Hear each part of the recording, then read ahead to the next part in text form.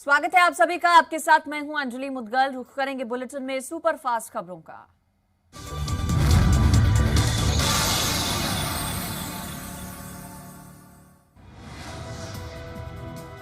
पंजाब विधानसभा के बजट सत्र का दूसरा दिन सुबह 10 बजे से शुरू होगी सदन की कार्यवाही। राज्यपाल के अभिभाषण पर धन्यवाद प्रस्ताव पर चर्चा, विपक्ष के हंगामे के भी आसार।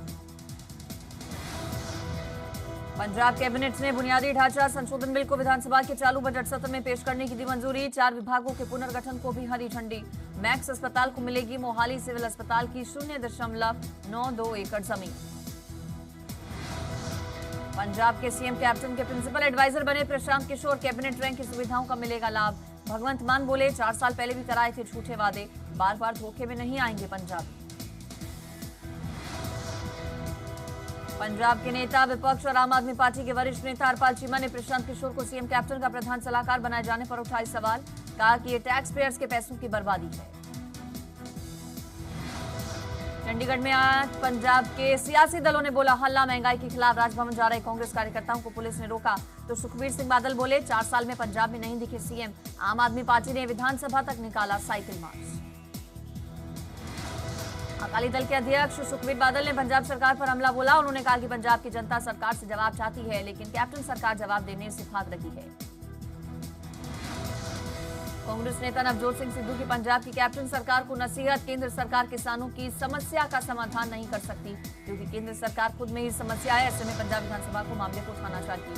पंजाब बीजेपी के अध्यक्ष अश्विनी शर्मा ने केंद्रीय स्वास्थ्य मंत्री हर्षवर्धन को लिखी चिट्ठी। उन्होंने प्रदेश के सभी सरकारी मान्यता प्राप्त प्रिंट और ब्रॉडकास्ट मीडिया के पत्रकारों को कोविड टीकाकरण की अग्रिम पंक्ति में शामिल करने की मांग की। पलवल सिविल अस्पताल में आरोग्य योजना के तहत गोल्डन कार्ड बनाने के सघन चेकिंग अभियान का विधायक दीपक मंगला ने किया शुभारंभ। सूची में शामिल गरीब परिवार के लोगों के बनाए जा रहे गोल्डन कार्ड। असम विधानसभा चुनाव में बीजेपी की फिर कमल खिलाने की कवायद जारी। हरियाणा बीजेपी के कई नेता असम में चुनाव प्रचार के लिए हुए रवाना। हरियाणा सरकार ने 2 आईएएस और 1 एचसीएस अधिकारी के स्थानांतरण और नियुक्ति के आदेश किए जारी। सिरसा में अशोक तंवर का बड़ा बयान। सरकार हर मोर्चे पर विफल, लोगों की भावना के अनुरूप काम करेगा अपना भारत मोर्चा। कांग्रेस के अंदर हालात खतरनाक, नेचुरल डेथ निश्चित। भूपेंद्र हुड्डा के परत दर परत खोलूंगा राज।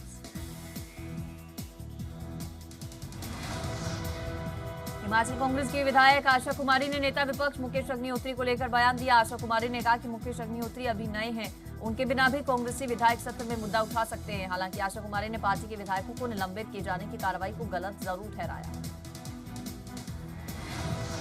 हिमाचल के बीजेपी प्रवक्ता रामकुमार ने राज्यपाल के साथ धक्का मुक्की को कांग्रेस की सोची समझी साजिश बताया।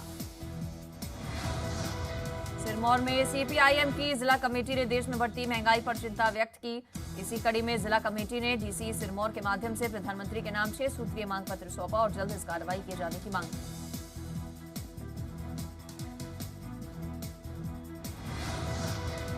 हिमाचल विधानसभा से निलंबित विधायकों ने विधानसभा की गेट पर धरना देकर सरकार को चेतावनी दी। नेता प्रतिपक्ष मुकेश अग्निहोत्री ने कहा कि माफी तो मुख्यमंत्री जयराम ठाकुर मांगेंगे, सरकार माफी मांगे, हमारी बात सुने तभी धरना खत्म किया जाएगा।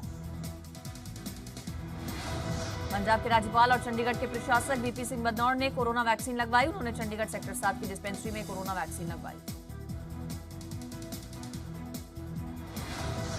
कांग्रेस सांसद परनीत कौर ने कोरोना वैक्सीन का टीका लगवाया और लोगों को कोरोना को लेकर जागरूक रहने की अपील की। केंद्रीय राज्य मंत्री सोम प्रकाश ने भी चंडीगढ़ पीजीआई में कोविड वैक्सीन का पहला डोज लिया। उन्होंने लोगों से कोविड वैक्सीन लगवाकर देश को कोविड फ्री बनाने में सहयोग की अपील की। बठिंडा में कोरोना के कहर के कारण सरकारी स्कूलों को हाई अलर्ट पर रखा गया। पंजाब सरकार ने सरकारी स्कूलों के अध्यापकों के लिए नई गाइडलाइंस जारी की। बच्चों को स्कूलों में सैनिटाइजर, मास्क और पानी की बोतल को घर से लेकर आने के लिए कहा गया। कोरोना के बढ़ते मामलों को देखते हुए पुलिस ने समाज सेवी संस्थाओं के साथ मिलकर लोगों को जागरूक किया और इतना ही नहीं, मास्क नहीं पहनने वाले लोगों को मास्क बांटे गए। पुलिस अधिकारियों के मुताबिक अब मास्क नहीं पहनने पर जुर्माना लगाया जाएगा।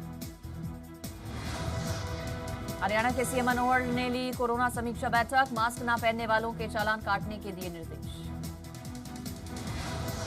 हरियाणा के स्वास्थ्य मंत्री अनिल विज ने कोरोना की ताजा स्थिति को लेकर की मीटिंग। इस बैठक में स्वास्थ्य विभाग के वरिष्ठ अधिकारी रहे मौजूद। बैठक में कोरोना के नए स्ट्रेन और वैक्सीन को लेकर हुई चर्चा।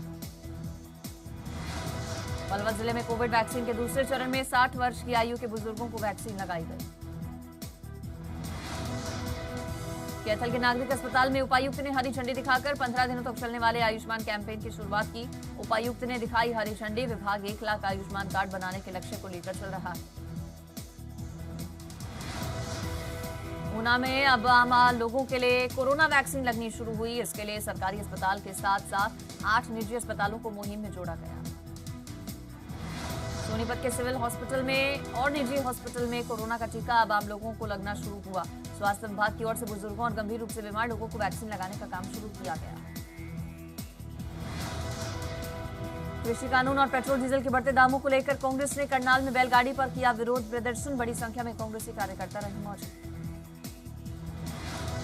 बढ़ती महंगाई को लेकर यमुनानगर में रोष प्रदर्शन में 2 दलों में बंटी नजर आई कांग्रेस। एक तरफ भूपेंद्र हुड्डा, दूसरी तरफ कुमारी शैलजा जिंदाबाद के लग रहे नारे। अंबाला के गांव मलाना में लूट का मामला आया सामने, जहां पर पेट्रोल पंप पर पेट्रोल भरवाने आए 4 लुटेरों ने पंप कर्मियों पर हमला कर उनसे लगभग 1,80,000 रुपए की नकदी लेकर फरार हुए। लूट की ये सारी वारदात माना के सीसीटीवी कैमरे में हुई कैद। सिरसा में किसानों ने बैरिकेडिंग तोड़कर किया प्रदर्शन। बिजली मंत्री रणजीत सिंह के इस्तीफे की मांग। कृषि कानूनों के विरोध में काले झंडे लेकर किया प्रदर्शन। अंबाला में किसान ने गेहूं की खड़ी फसल पर चलाया ट्रैक्टर। किसान अंग्रेज सिंह का कहना है कि इस आंदोलन से मैं तंग आ चुका हूं। अब तक कई किसानों की जा चुकी है जान। पेट्रोल डीजल के दामों में लगातार इजाफा होने से अब सिरसा में ऑटो और ई रिक्शा चालकों ने आम लोगों पर महंगाई का बोझ डाला। ऑटो और ई रिक्शा चालकों ने सिरसा में 10 रुपए प्रति सवारी के हिसाब से किराया बढ़ाया। हिमाचल विधानसभा के बजट सत्र का तीसरा दिन सुबह 11 बजे से शुरू होगी सदन की कार्यवाही। कांग्रेस के 5 निलंबित विधायकों को लेकर बोले सीएम जयराम, कानून करेगा अपना काम। पांवटा साहिब के श्री रेणुका जी बीजेपी नेताओं ने कांग्रेस विधायकों के खिलाफ किया प्रदर्शन। राज्यपाल के साथ अभद्रता के खिलाफ जताया रोष। कांग्रेस का पुतला भी जलाया। अभद्रता करने वाले विधायकों के खिलाफ सख्त कार्रवाई की मांग। चंबा में बीजेपी ने कांग्रेस के खिलाफ जमकर की नारेबाजी। बीजेपी ने विधानसभा परिसर में राज्यपाल और सीएम से बदसलूकी को लेकर कांग्रेस के खिलाफ रैली निकाली। हिमाचल के धर्मशाला में ग्योतो मठ में एक ही दिन में 100 बौद्ध भिक्षु कोरोना पॉजिटिव। पूरे इलाके को कंटेनमेंट जोन किया गया घोषित। मठ में अब तक करीब 156 बौद्ध भिक्षु कोरोना पॉजिटिव। फरीदकोट में जिला यूथ कांग्रेस के हत्याकांड मामले में आरोपियों को अदालत ने न्यायिक हिरासत में भेजा। इनमें गुरविंदर सिंह पर आरोपियों को हथियार सप्लाई करने और बाकी 4 पर गुरलाल पहलवान की रैकी करने का आरोप। अमृतसर के गांव कियाला कला में आबकारी विभाग और पुलिस की छापेमारी में कई लीटर अवैध शराब बरामद। इस दौरान मौके से शराब की भट्टियां, ड्रम, सिलेंडर और अन्य सामान बरामद हुआ। जालंधर पुलिस ने एक ब्लाइंड मर्डर मामले में आरोपी सचिन को किया गिरफ्तार। बता दें कि मृतक और आरोपी दोनों बिहार बेगूसराय के रहने वाले हैं। पानीपत में चोरों के हौसले बुलंद। एक ही रात में 3 दुकानों समेत गोडाउन को बनाया निशाना। लाखों का माल लेकर फरार हुए चोर। सीएम अमरिंदर सिंह से मिलकर पंजाब में रह रहे अल्पसंख्यक हिंदुओं के हितों के लिए हिंदू मंदिर एक्ट को जल्द लागू करने की रखी जाएगी मांग। बजरंग दल हिंदुस्तान के राष्ट्रीय अध्यक्ष हितेश भारद्वाज ने संगरूर में दी जानकारी। पानीपत में बाल यौन शोषण के खिलाफ हिफाजत नाम का मिशन चलाया गया। इसके लिए जिले में एक वैन शुरू की गई जो बच्चों को उनके अधिकारों के बारे में जागरूक करे। चंबा में बीजेपी ने कांग्रेस के खिलाफ जमकर की नारेबाजी। बीजेपी ने विधानसभा परिसर में राज्यपाल और सीएम से बदसलूकी को लेकर कांग्रेस के खिलाफ रैली निकाली। बटाला के रहने वाले सीआईडी से रिटायर्ड राजेंद्र कुमार और उनकी पत्नी अपने ही पोते को सलाखों के दरवाजे वाले कमरे में बंद रखने को मजबूर। बेवल कला गोलीकांड मामले में फरीदकोट की कोर्ट ने पूर्व डीजीपी सुमेध सैनी और उमरा नंगल के खिलाफ चार्जशीट पर सुनवाई 9 मार्च तक स्थगित की। पीएम मोदी आज मैरीटाइम इंडिया समिट 2021 का करेंगे उद्घाटन। 3 दिन चलने वाले सम्मेलन में 24 साझेदार देश होंगे शामिल।